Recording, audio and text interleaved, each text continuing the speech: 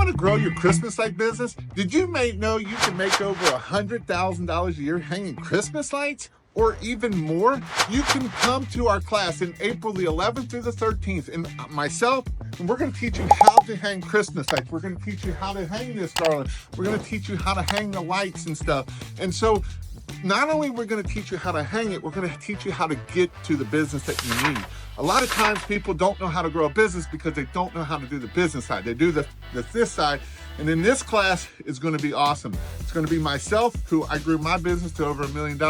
And Mr. Eric Beck is going to be here teaching how to do door knocking skills and how to do sales skills. And so that way you can go and figure out how to start and grow a Christmas light business to be successful. We got some great people that are coming, already signed up. Mr. Daniel did over $500,000 in 2025 in his Christmas light business in year 2. And he wants to double that to $1 million.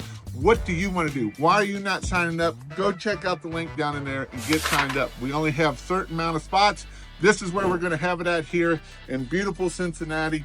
Well, maybe not beautiful Cincinnati, but it is going to be here in Cincinnati, and that is where you're going to be able to learn and grow and network with people that will make you successful.